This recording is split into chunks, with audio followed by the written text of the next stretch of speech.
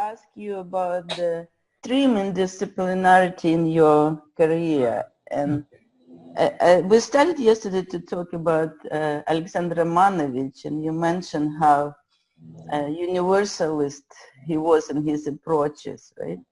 Mm-hmm. As if the theoretical and methodological wealth of his knowledge allowed him to be productive in a lot of fields, right? Within Russian society, if you dropped him in the middle of the jungle somewhere, it might be a different matter, right? Yes, but and then I started reading the history of the lab, and at the moment when you were moving from Rockefeller Center to San Diego, and there was a lot of people who were building the lab with you together, and but they were from very different fields. They were from linguistics and ethnographical studies and teacher education, right? Which prompted me to think about this question I want to ask you. How do you deal with this interdisciplinary nature of your own career? Because remember, you went to Africa as a mathematical psychologist, but what you were doing there was studies in teaching math and language studies, if I can call it this. Yeah, right. But I mean, the fact that I was assigned to go there and to study that was in some sense a scientific misunderstanding, right? I was placed in this contradictory position that my everyday experience with people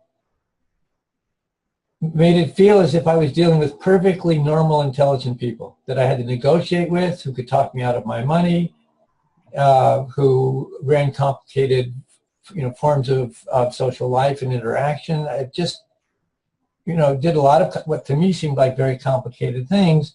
And yet when we use sort of psychological tests, use them as sensitively as is usually done in the literature. Mm-hmm.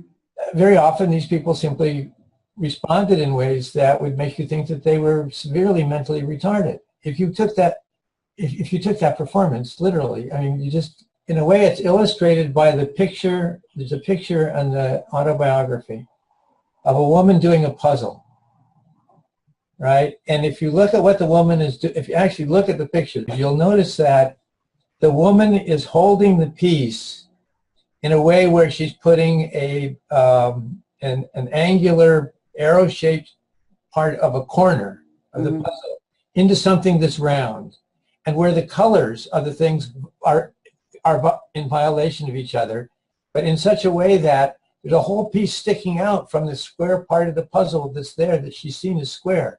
That is, the frame, literally in some sense, she's operating in some different frame, because otherwise she's walking around the perceptual world doing just fine. Mm-hmm. In this case, she doesn't, in some sense, doesn't see the frame, so that she doesn't know that she's breaking it.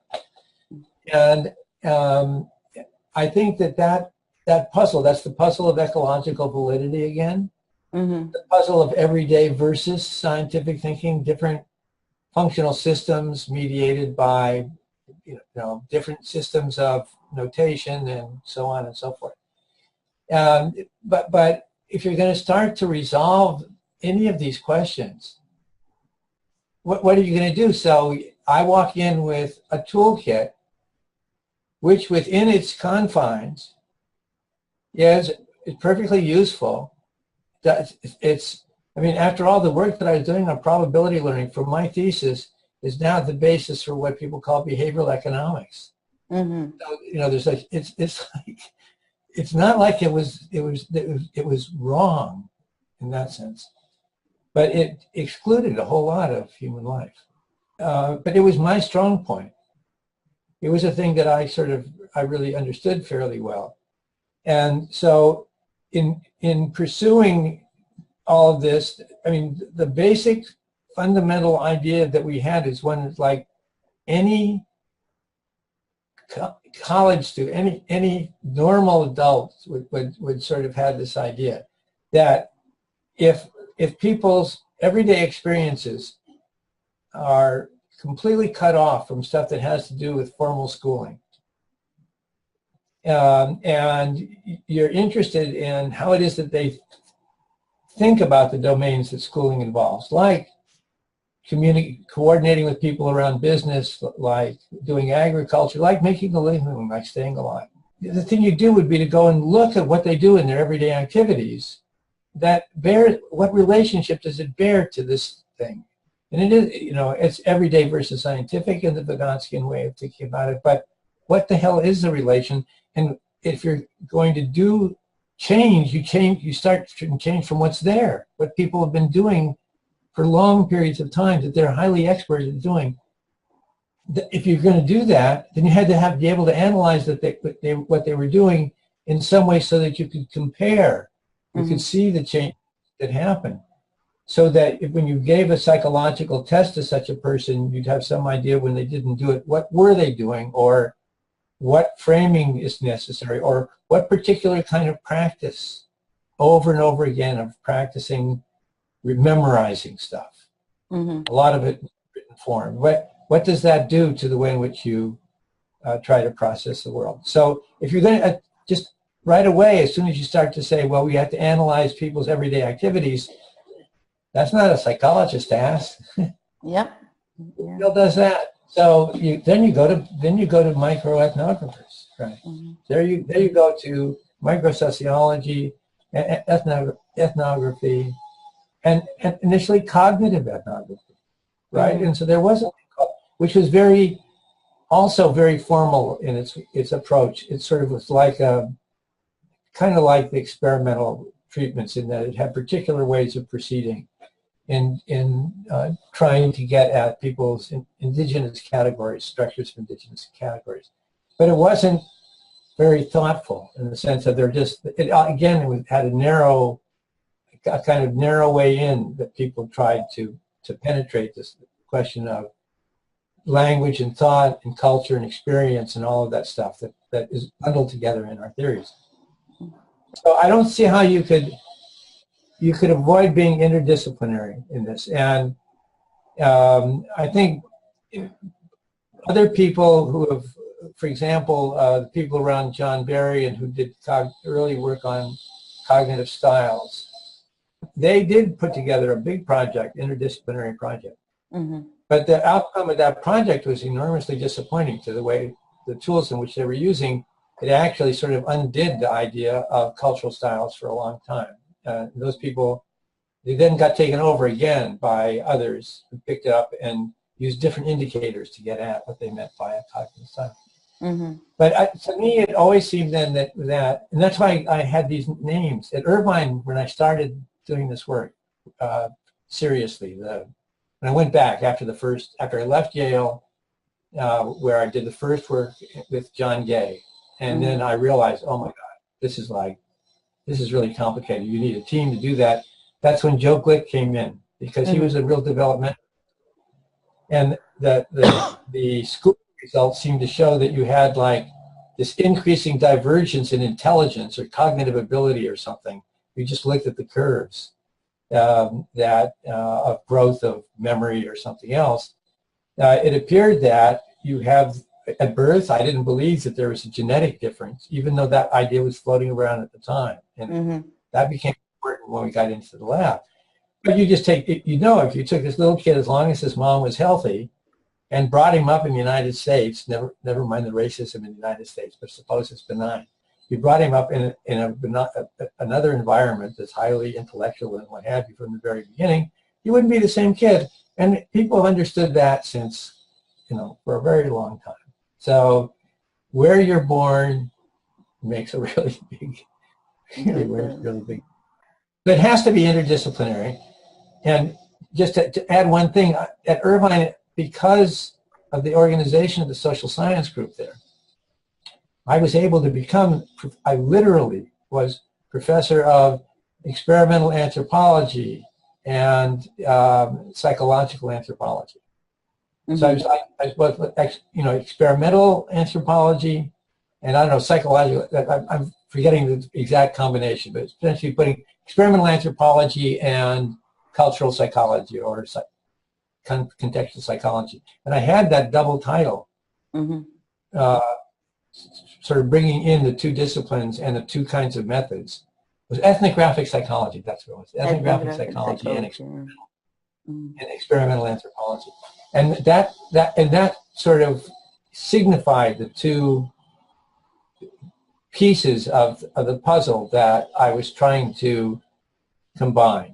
And then after that, I left Yale and went to Irvine because I could be in an interdisciplinary group. I was a huge beneficiary. I was working. Jean Lay was a faculty member there. Dwayne Metzger was, Volney Steffler, these classical, really intelligent maverick thinkers who would engage in this kind of thing. And so I learned a lot of the ethnographic stuff because I did the work in Mexico. Jean Lay was involved, and Dwayne Metzger, and there were people there to teach me, you know, and I could watch them how they did it. And so a lot of that idea of interdisciplinary collaboration started really at Irvine, because it was clearly necessary to do that. And then Irvine itself fractionated and broke up, and I had this enormous opportunity at Rockefeller. That was very productive for a long time, and there I could just bring together whoever I wanted. It was there were no departments. It's a laboratory in the European sense of laboratory. So what do you need? And people say in doing work on DNA, early work on DNA, they would bring in bright young people who knew techniques in their field. And learn the techniques, and the bright young person would then get publications and go out and start its own lab, and then the older person would learn the new techniques, and that was the way the laboratory was run. But we couldn't do it that way, right? It was impossible to do that way. What techniques? So there's Vygotsky and the question of methodology. What technique? The centrality of people like Ray McDermott, of Lois Holtzman, of Ken Tropman, who drops out of the story, but a guy who is a Skinnerian. Because the people doing ethnomethodology and the Skinnerians are looking at a lot of the same phenomena. They're doing it in different ways, different perspectives. They're looking at these complex contingencies. So, and that created a very, a lot of productive work that got us stirred up, and led to trying to rethink, and rethink at that point the way you did research. But then we had these proto concepts like context, right, where we said cultural context, and context is like this empty vessel. It's people who just put in what they like. It could be the experimental procedures. It could be you're in Liberia, in the jungle of Liberia. It could be anything. Standard English versus Pidgin English. It could be. Then after that, it was to come to grips with the idea of context, seriously come to grips with it, and then the idea of development. Because what we were doing was profoundly anti-developmental. We were anti-developmental. And because we didn't, the developmental perspective led to cultural deficits. If you took a developmental and you believed that the test outcomes, then it's just like there's nothing you could do really to avoid that conclusion. And Sylvia Scribner and I wrote about that. And there's one time, I think, one of the times where we drew a very angry response from people, because he said that people are doing these developmental interpretations. They try to make them bipolar so that there's no value judgment in it. But the fact of the matter is that they are all biased toward sort of highly educated Western people. And so if you're one kind, you're better than the other kind. And they just blasted us for it. And then a guy named Hallpike did a review of a couple of books on primitive thought, reviewing literature, including all of this other literature, and interpreted it totally in primitive mind terms.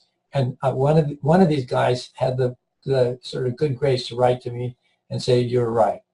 Oh, really? That's a tremendous danger. So if we're focusing on the interdisciplinarity, I think it's probably pretty clear. I mean, now and the needs have changed.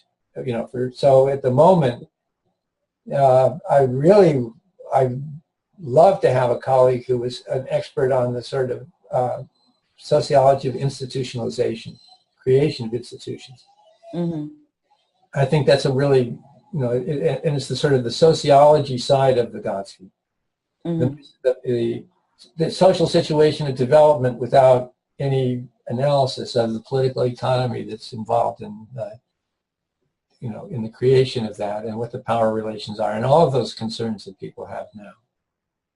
And so that's, you know, the social situation of development has become, again, not like context. It's a polymorphous word. Sometimes people mean the immediate setting that you're in, as the some people mean whatever the effective field is for the child, kind of in the Lewinian sense. Right? And some people mean their entire position in society, and then you track that. Hedegaard does that kind of work, where as the child moves from one institution to another, depending upon the match or mismatch between the institutions, then you have these various misunderstandings that occur as the two institutional realities. Kids have to learn the institutional realities and the demands of the institutions. And that's where a lot of the trouble occurs. That's a different kind of sociology, and I'm not going to learn it. And I'm working with Martin Packer and working now on sort of Vygotsky from a perspective of social ontology, because it fits with the notion of differentiation and the primacy of sociality, and I think that's, you know, and with our work on imagination is very much involved there, and then that requires then a whole other expertise, and then you get to be as old as I am, and so you can just read around and learn from other people. You know. Yeah, very interesting. I think we established that your early exposure to the sort of sensitization to the idea that context is this enormously complicated thing, right? Led to your interdisciplinary desires to learn from other people. I want to ask a very practical question, because when you explained to me how you learn from other people, but now you created XMCA, which become this extremely interdisciplinary conversation of experts in different fields. Well, because I'm not the only one that has this realization, and there are multiple fora, interdisciplinary fora now. I think it's partly, again, it's a kind of dialectic of the technology and our ability to organize up more complex forms of knowledge. It's the instrumental part of the instrumental psychology, right? And as the means get more complicated, you have now large, you know, big data. You have various forms of representation of the flow of material stuff that's going on. And that brings in whole new areas of expertise that I seem to be inevitable. I mean, I'm not sure that I don't think that we had this discussion of the angel of history. You know, I don't view progress as progress. I just, you know, progress is things are getting better for people at the time. But the environmental conditions, various kinds of disasters, and so on. Humans are not exempt from any of them. I think you're right. I think partially the technology enables us just simply to share and communicate, but I'm more interested in the theoretical side of interdisciplinarity. For example, I always get this impression, you just mentioned that a lot of times, you mentioned Joe Glick, right, who was developmentalist. A lot of times I have a very sort of a similar feelings that we need more developmentalists in the conversation. Like it's kind of one of those fields that but I was thinking about in terms of language, right? When we're talking, I was just thinking about this another theoretical interdisciplinarity when it comes to discussing this, as you call, like meta concept, like, you know, development, context, and language would be another one, right?